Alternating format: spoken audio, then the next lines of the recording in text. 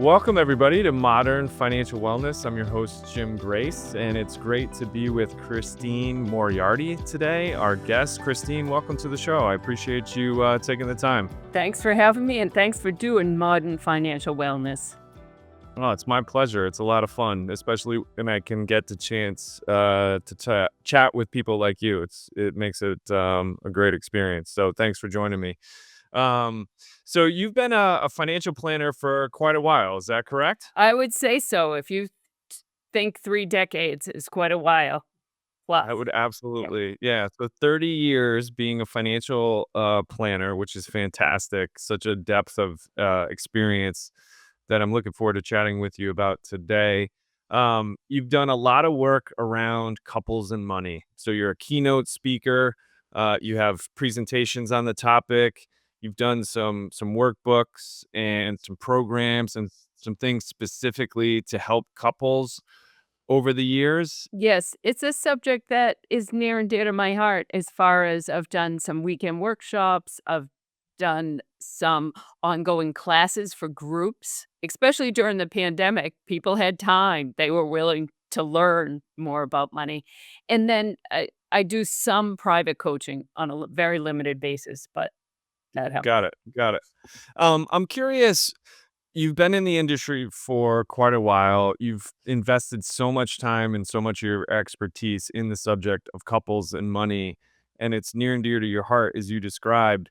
Where did that originate? When you became a financial planner, did you always set out to help couples, or is that something you kind of organically grew into as you started your career? That is a great question, and I gave it some reflection because I appreciated the heads up.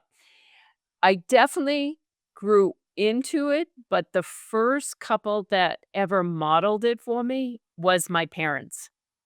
Oh, no kidding. I saw my parents manage a checkbook together. Mhm. And, once in a while, my father would come out and say, I don't know where this check went.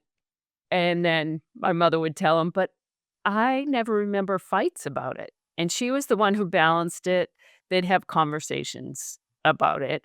And it was a big deal because they were doing it on the dining room table, but it wasn't a big deal. Like I never felt like, oh my God, they're fighting about money.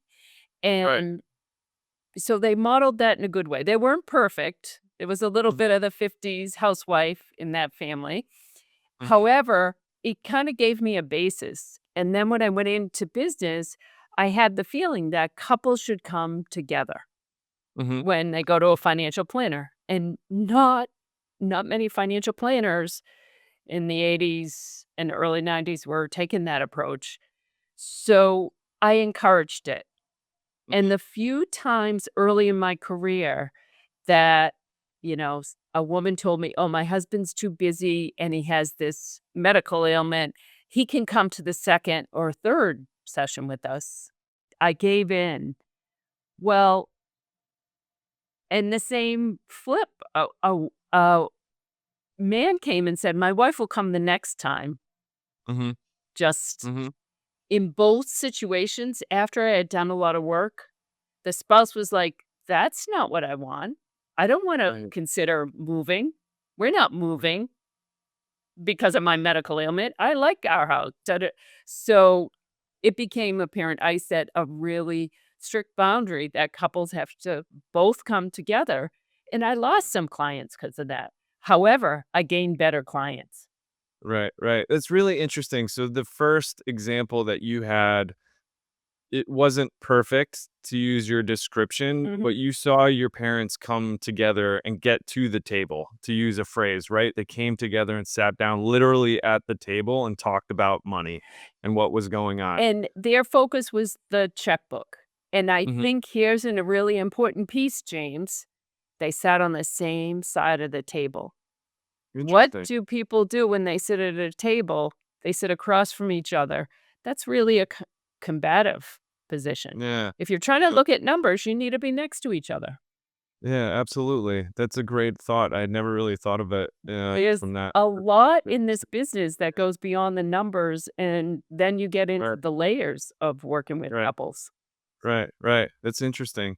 So you have that great example from your parents sitting on the same side of the table, and then you start your career and start working with couples. Did you expect to see a similar example? It sounds like you kind of went into it having this good, healthy example from your folks, and then kind of giving in to one spouse or the other and doing the planning work.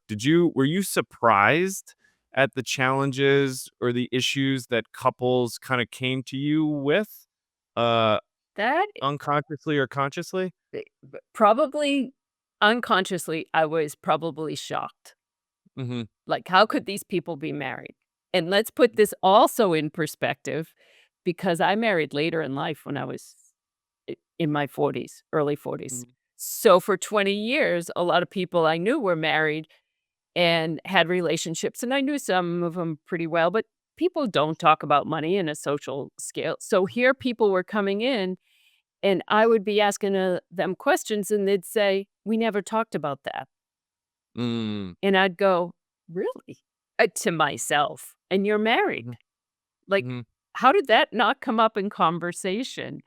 And as that I learned that or here's another one that surprised me that I now understand now that I'm married. Like, I'd send them off to do homework or follow up on something, and they'd come back and say, "Oh, I forgot to tell my husband when I did that." And da da I'm like, "How could you forget? You live together." I mean, mm, I didn't say it that blatantly. It happens. So, the yeah, reality now I see, I think it made me more patient and understanding of couples. It was my mm, couples who gave me the best examples of what step we needed to do next, from sit at sure, the same side of the table to make how,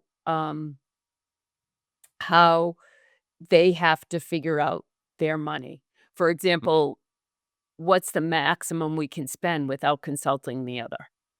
mm, That those kind of things. I actually have come up with 10 operating principles for couples so that they can see who operates their money because sometimes people think, "Oh, we each take care of it."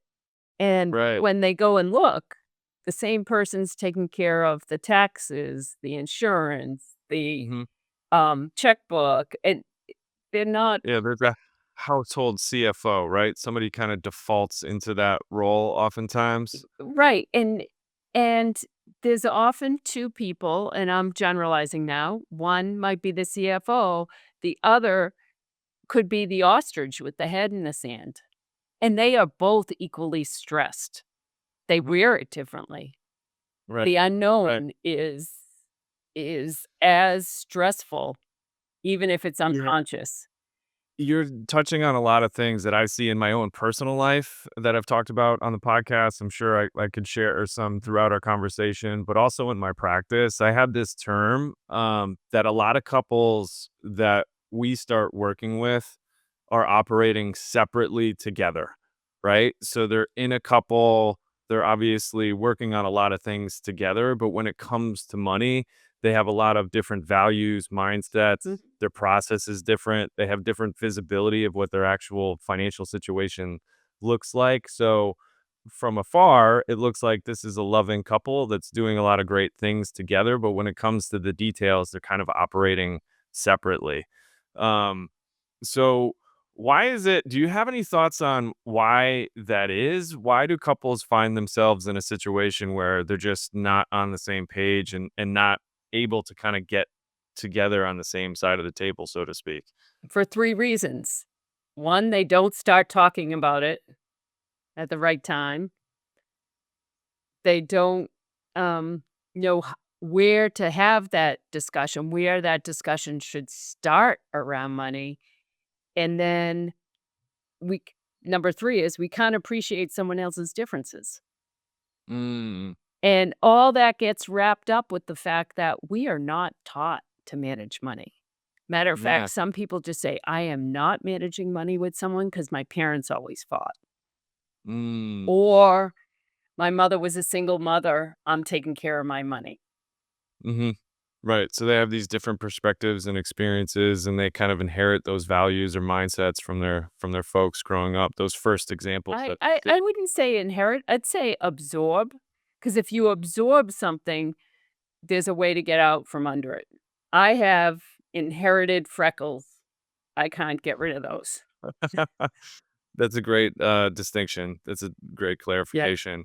Can we unpack a couple of those real quick? So, when do you start talking about money, right? So when should that conversation start?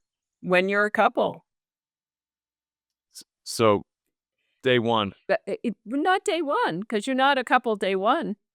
You're dating, you're getting to know each other, but as you move through this in couplehood, long before you move in together or anything, some of these conversations need to be had beyond, "Oh, I'll pay for dinner," or "Let's pay for dinner," or "Let's go on this vacation. How do you wanna spend it?" Because in the very beginning, everything is lovely in a relationship, that's why you're in it, Mm, and you need to at least start having acknowledge it's part of your relationship. mm, So, what I do when I work couples through couples groups is say, "Okay, here's the first date around money." Not the first date. What's mm, that conversation go like? mhm, That conversation, people usually start, "This is the money I make," or "This is what I have." They need to start back. This is how I grew up. This is what my father did around money. This is what my mother, or this is where my family of origin was around money. This is mhm, what I saw. Not all in one conversation, mhm, but it's a start. If they're not looking internally of what happened to them as far as their finances, the rest of mhm, it doesn't fall in place. And if people are just then not vested in anything major or long term, they're just having a conversation, what our mm, families were like, it right. starts a much more deeper, intimate relationship, let alone Yeah. relationship with money. Yeah, yeah, that's great, and I've heard people talk about the idea that it's easy to get frustrated with our spouse or partner when you can't understand where they're coming from, Right. right? So it's natural, I think, for partners to disagree or have a difference of opinion on a whole host of subjects. And sometimes you look at the person across the table, we'll say on the same side of the table, hopefully, and say, this doesn't make any sense. They're kind of acting kind of nuts, right? But it's not until you explore some of those, where you come from, what did you absorb in your experiences in the past, you start to build a better understanding of where somebody is coming from. Behavior starts to sound and feel a lot less crazy, right? It with more context of where they're coming from. Which is why you start there. Right. Yeah. So it's where you start is critical. Yeah. It's n Yeah. it's not about the argument, and I think that so that's number 1, where you start. Number 2 is when you start getting into more of the details should be before you move in together, before you make any financial commitments together, even if it's, "We're not gonna live together, we'll get engaged." Well, what's that gonna look like? What's a wedding gonna look like? I've met people who said, "Oh, we don't know how much we spent on our wedding." Well, that's pretty telling. Then if you do all that footwork, you can begin to appreciate the differences, which is Mhm. the third, PowerPoint. And I don't mean PowerPoint screen, just a PowerPoint. If you can appreciate each other's differences, then you can work with it. You Right. can't work with Right. something you don't recognize and then Mhm. you label it as crazy when it's not crazy. It makes total sense given Right. their history, where they're at now, what's going on with them. Mhm. These are the things you work together on before you make any legal or financial commitments to each other. Mhm. And I Mhm. think people love to jump into those legal and financial commitments because, "Oh, we bought a house together. Isn't this great?" Mhm. Mm. Yeah. In a lot of ways, it's great, but yeah, not understanding the financial aspects of that and where you're coming from, it can lead to some issues down the road. It lead to issues down the road and you may not be financially taking care of yourself. Mhm. I remember someone came to me and said, "Oh, yeah, we're buying a house." And I said, "Great. Do you have a partnership agreement?" And they're like, "Why would we do that?" I said, "Well, Mhm, have you gone to a lawyer in case you know, who gets out of the house if someone wants to get out?" She looked at me and said, "No, that's not gonna be our issue. We're okay." And I said, mhm, "I highly recommend you do this. Everybody, it's part of a process." And they did end up separated, and she lost out a lot of her down payment because it wasn't in writing of what she provided versus what he provided. mhm, mhm.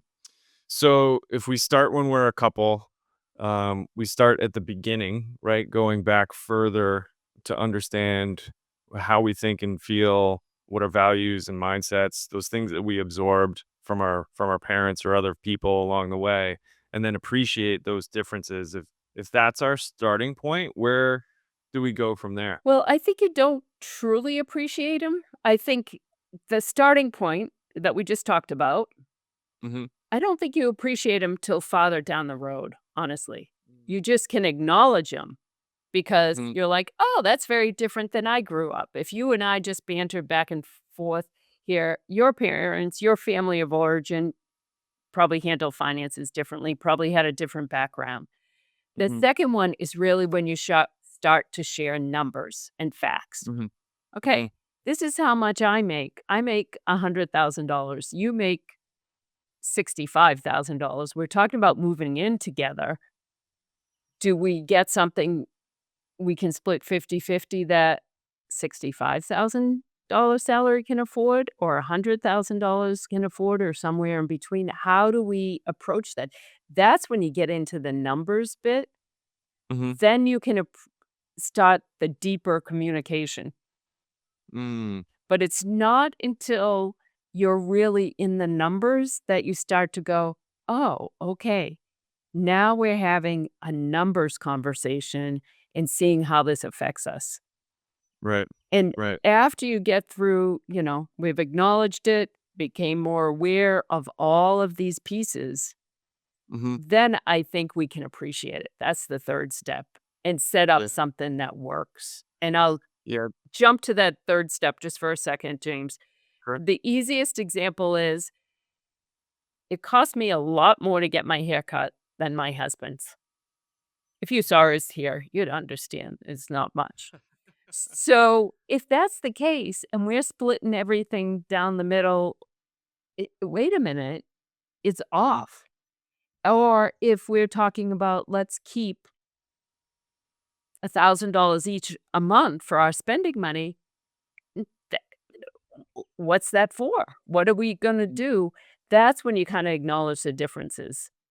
Yeah. Yeah, and I see it in my practice all the time that couples that don't go through that process and have that conversation, again, they're operating separately together, but they don't understand the impact on the other of the decisions that they've made. So for example, I worked with a couple in their transition to retirement. Mhm.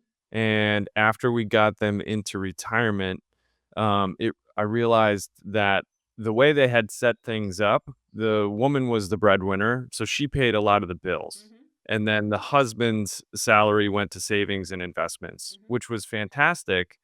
But when the paradigm shifts and you find yourself in retirement, the the setup that they had for paying the bills and the day to day, all that burden remained on the wife, and they're on equal footing in terms of retirement income. And all of a sudden, she's feeling a lot of stress and anxiety about the day to day when they had plenty of money.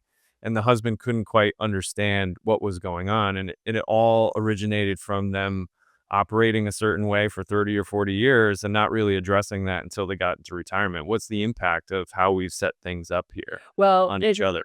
it back to that number 2 and that how it's set up. It's not, um, made in stone. It has to be Mm, fluid. mhm, So that's the communication part. Like, you don't just say, "This is the way it is. End of story." There needs to be conversations about it and reevaluations every year or so. Um, right. if people are doing things like that, it trips them up. And the Mhm, sooner you can make it, we're doing this together and we can see each other's accounts, we see where the money's going, and instead of one does this and the other does that. I had a couple who were y both legal professionals and just split everything down the middle. They did have one joint account, but basically she paid for stuff and he paid for his stuff, just as you explained. Then they had a baby and he paid for some things, but she paid for most of the things for the kid Mhm. and the adorable baby, I should say, not just the kid. And they were about to have a second baby and they came to me for the first time. And he's like, Mm. I don't understand why she's so stressed. Mhm. Well, she's paying for diapers and about to pay some more diapers and da da so it was an eye-opening process, but if it's not happening every few years their system worked great till their life Mhm. changed, but it still needs to be revisited no matter Right. what the age, before retirement, you know, I'd say at least Yeah. every 5 years. Yeah, yeah, it's easy to fall into routines and things work, right? The way that people get together and it kinda works, right, till your life change. I think that's a great example. A baby is a big life And transition. I Yeah. would say it works for a lot of people, and I'm putting that in quotes, Mhm. because works means we're not arguing about it or fighting about it. Right. Doesn't mean it's really the best, way to do it for us. Mhm. It just I that's an interesting point, and I was thinking about it earlier in our conversation. What do you think about people, and we're touching on it here, where it kind of works for a long time, but there's this underlying stress or maybe anxiety, maybe it's on one side or both. Um, but it's just not addressed. Both people kind of had have their head in the sand, maybe not fully having their head in the sand, but it's like, I'm gonna leave well enough alone because this conversation is stressful. Every time we've tried to sit down and get on the same page, it's led to an argument. Felt really uncomfortable. So people just leave well enough alone because it's working. so we're generalizing because I would have to know exact more of the circumstances. Sure. So, realizing where I don't think they went back and did that deeper dive.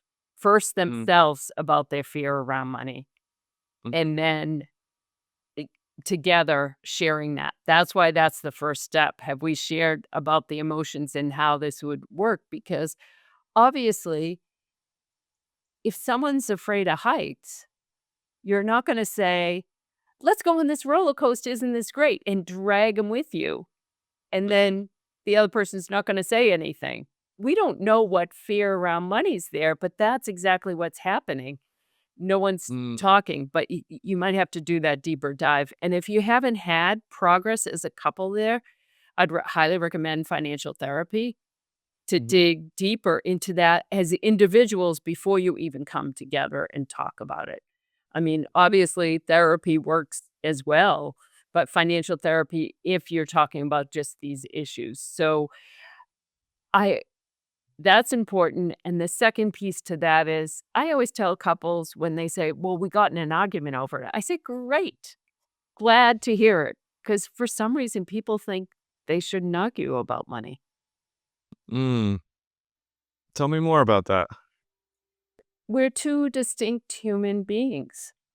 We have different ways of thinking, processing, agreeing on things, and if we disagree how to spend a $2,000 refund, great, we're having a conversation. Right. If it turns into a huge steamed fight, a y argument that goes on for days, that's an issue, but Mhm, a a disagreement or an argument over what to do with it, no problem, because that means we get into the core of some things. And I always since I've been in practice, there was a woman, Victoria Felton Collins, who wrote a book, Couples and Money, in 1990.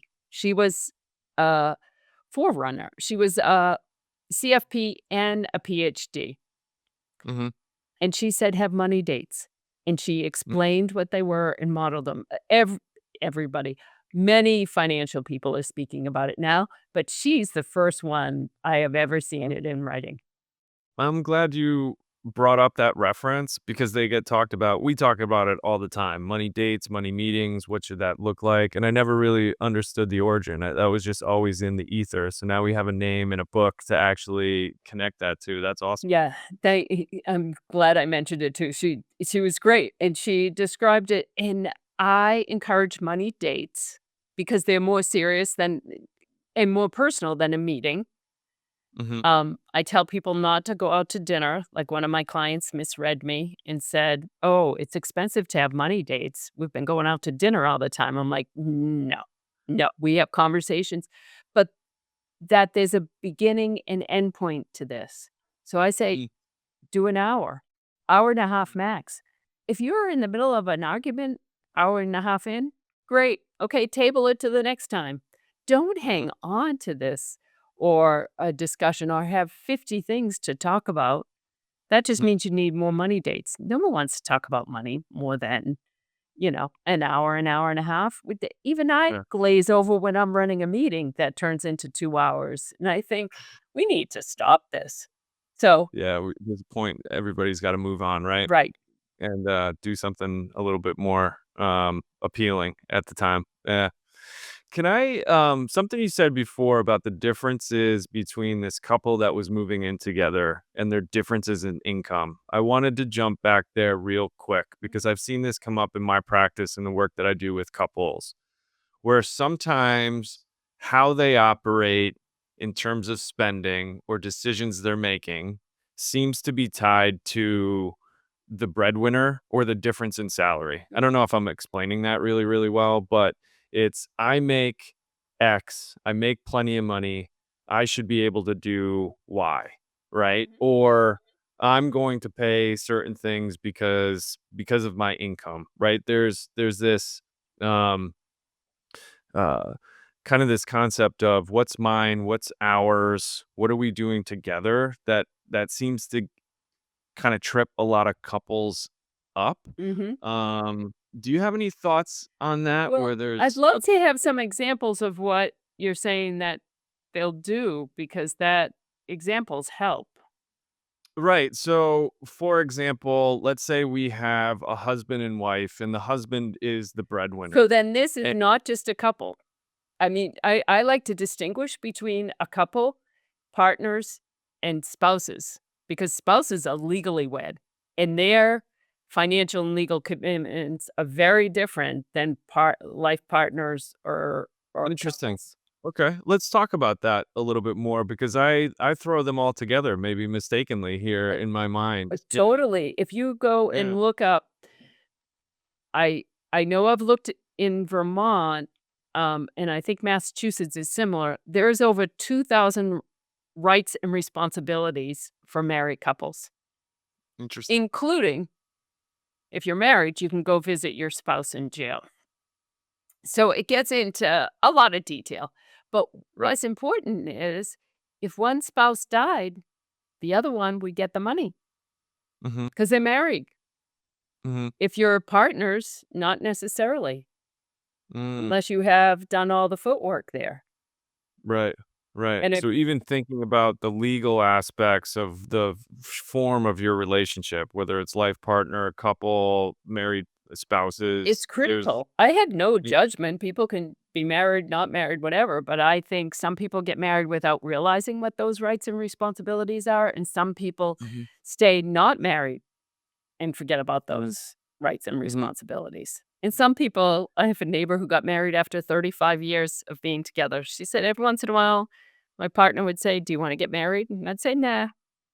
And then one day I said, "Okay." Yeah. Yeah, just on a whim, right? Feel like time after Yeah, 35 years? yeah. Yeah, good for her and good for them. So in this particular hypothetical example, let's say it's a spouse, right? Mhm, Husband and wife, married couple. They've been operating together separately and it's worked for a mhm, while. And now they're trying to come together and develop some longer term plans. And what we'll notice a lot of times is, let's say the husband is the breadwinner and they're paying different bills based on the process that they had set up over the years. And we start looking at how they're spending money individually and we try to set a budget. each of you can spend $500 a month on whatever you'd like. And that becomes really, really challenging for the breadwinner. And we'll hear things like, well, I make a good living. I pay all these bills. I should be able to spend more than this budgeted amount. Right. And to take it a step further, let's say that the wife, the spouse is feeling a lot of anxiety about the overall financial situation, and maybe they're not going to be able to accomplish some future financial goals. And it's just this, I always find it kind of interesting and challenging position where how they're operating individually, they're tying to their income and what they're contributing to the table, and they're not thinking about it as this legal arrangement that it's all ours, right? This is all our money, right? Do you have any kind of thoughts or comments on that? Well, they have to do the deep dive first. Where are they emotionally? What's their past pattern? What happened in their younger childhood? Were they married before? And did someone take something away from them? Did Mm, the main breadwinner grow up so poor that he even feels more entitled now? There's a mm, lot to unpack on this simple thing. And that's why whoever's listening as a couple, it's important to go in and listen to an objective person. So that's mm, one piece. And then I would say, do they have a joint account? And how are they funding that joint account? Because I heard a fatal flaw in a couple that breadwinner said, I am paying these bills. Well, if everyone's contributing to the same joint account in the same mm, percentage of their paycheck, hmm, right. it's a different approach. Mhm, And, you know, how much do they want to spend? I could stay for hours with you, and I don't want to because people will be like, I'm sick of listening to her. Um, but I don't do a budget ever. I do a spending plan.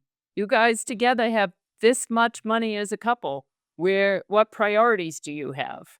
It changes the question. right, It right. takes a Budgeting is longer always it's a longer process, but it changes the question. yeah, budgeted that term and the process always feels really restrictive, Right. right? It doesn't feel like a combined joint effort that we have this pot of money and we're gonna align and figure out where to spend it together. We don't have this pot of money. We earn this pot of money. And Mm, why do okay. we earn it? For me, I love to go on vacation and travel. So that's why Mm, I earn my money, so I can feed something I really enjoy, and someone else, it might be to go clothes shopping. Someone else, it might be to go on fishing trips with the boys, the boys, the men, whoever, and you just need to, like, expand out what is out there and why, because it's all mm, about the why. right, right. Um, where were we? So we We talked were about with this couple, and they weren't right, getting anywhere because right. they needed to do a deep dive, and Mm, I would say he needs to change his language from "I pay for this," and mm, they both need to look at what they spend because you gave the example of a heterosexual couple, and I gave you the mhm, example of here. So, if you're giving them the same amount of money, she has a lot less to spend because mhm, if she wants to go around with decent hair. right, That's ju and sometimes they divide it like that, and then one of them picks up more of the groceries. So, really, they're mhm, up the creek. So, right. this is the process and the key to fixing it now so they don't end up like that couple that you mentioned in retirement. Mhm, right, right. So starting at the beginning, really understand where people are coming from, what their why is. We talked about a spending plan instead of a budget. What else should we make sure that couples are focused on? Are there any of your other 10 points that we should make sure we cover? Well, I would just say it's baby baby steps, first of Mm, all. Um In any change for any person or any couple, it's gonna be baby steps. So on those 10 things, I talk about investments, and so tell me what the investment style you have, Mm, because you're probably both different. And it mm, could be a same-sex couple. One person is more aggressive than the other. It could be one's a business owner and one's not. Their investment style is gonna be totally different, James, mm, and that's okay. What happens is they sometimes say, "No, you have to be like me." And I'll give you an example again from, um, years ago. Clients came to me, and I didn't take assets under management, but I looked at all their investments and said, "Oh, you're very conservative." And it was a woman. They were a couple and they were married. "You're very conservative, and your husband, you're very risky." But when we look at all these assets together and do an investment allocation for you as a couple, because I'm guessing you're retiring together. And most people say, mhm, "Well, yeah." Well, if you're retiring together and your investment allocation is balanced for someone your age, this is great. mhm, I didn't see them for about 2 years, but that happens. They came mm, back. They had went and talked to someone at an investment company. I don't know if it was mhm, through a bank. Somehow they got directed. And this person took all his investments and balanced them, making them more conservative, took all hers and balanced them and made them more aggressive. And they were like, "Well, did they do the right thing?" I said, "Essentially, they did what you had before, but there was a lot of the mm. buying and selling going on in Right, between." right, So to fit their model, their investment right. model. So Eh, that's even in investments, we have to let someone be who they are. mm, We don't want them up all night because their investments are at risk. yeah. And what about I've seen situations where there's one person who is conservative, the other one is very comfortable taking risk. Mhm, Um, but one person will kinda cave to the other, mhm, right? They'll either be too conservative or they'll be too aggressive because one partner or spouse or whoever in this relationship just throws up their hands and says, "This isn't worth the argument. I'll just give in to the other person, and we'll be either more conservative or more aggressive, and the conversation's over." Do you have any thoughts on that? How do we keep them thinking about what they're working on together, or how do we move somebody like that forward? I think it is about doing that deep dive and asking the person, "Are you willing to sacrifice your retirement because someone got Mm, more risky with your money?" mm, And I'd go back to, are they married? Well, what are you gonna do when the spouse dies?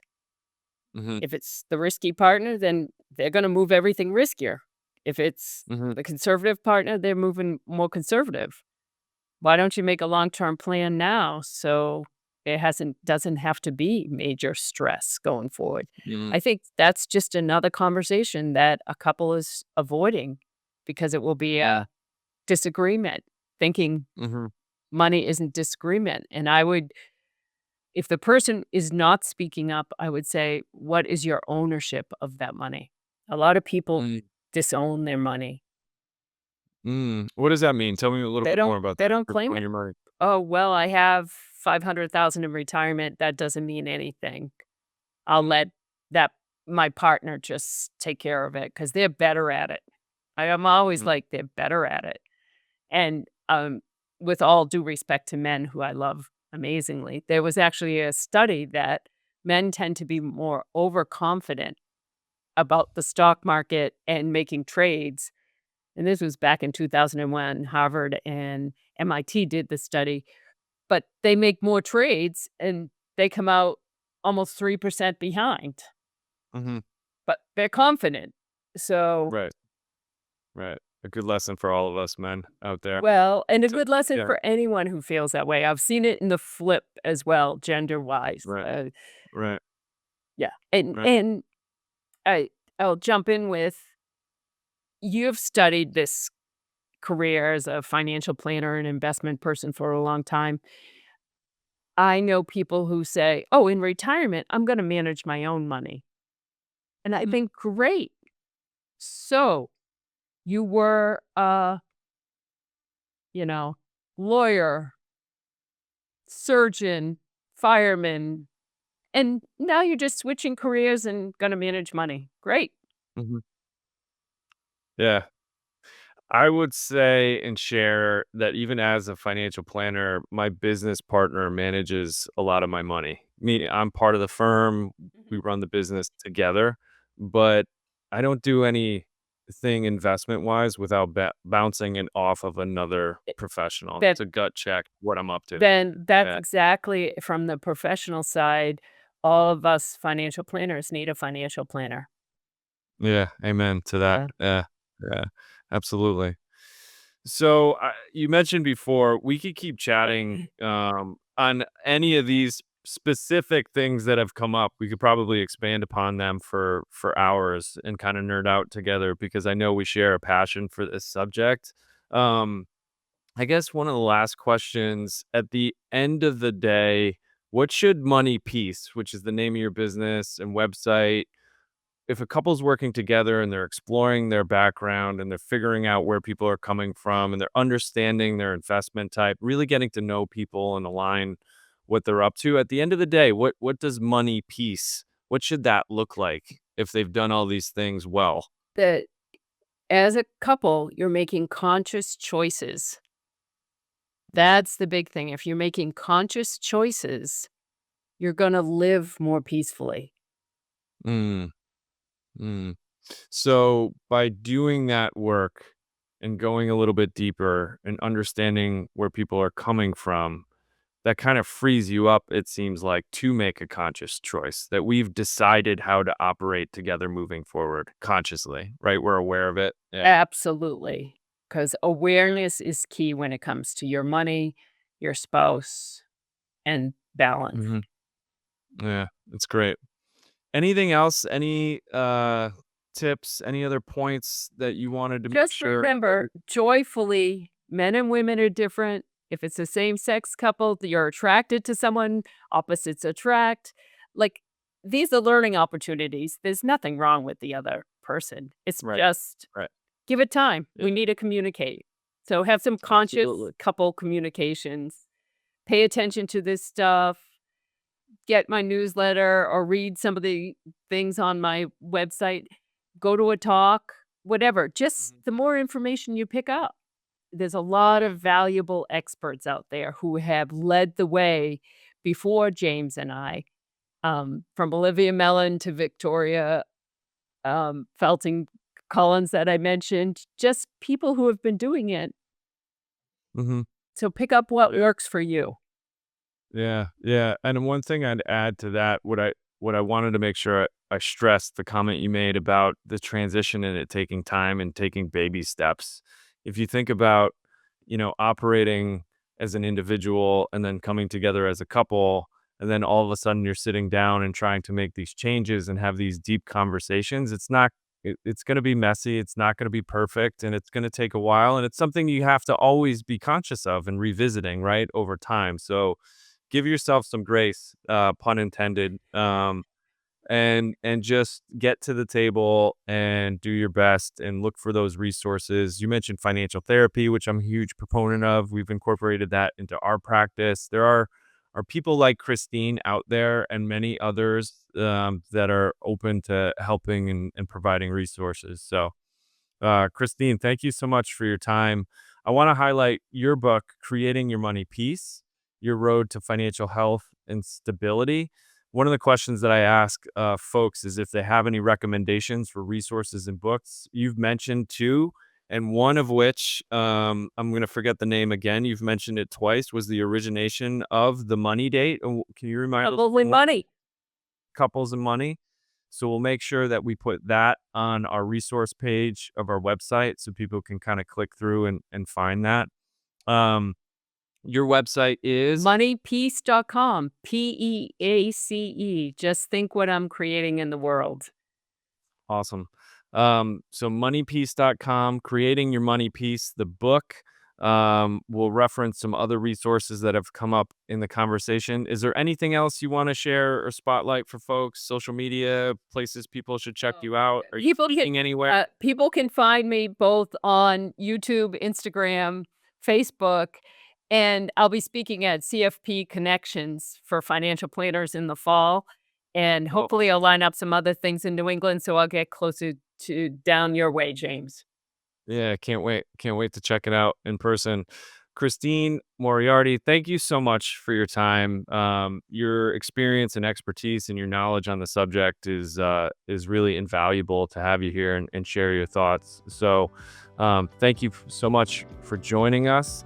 Everybody, if you enjoyed the conversation, feel free to check out modernfinancialwellness.com and the resource page in particular, where we catalog all the good resources and books and everything that are coming up. And don't forget to subscribe to the show. Until next time, everybody, thanks again.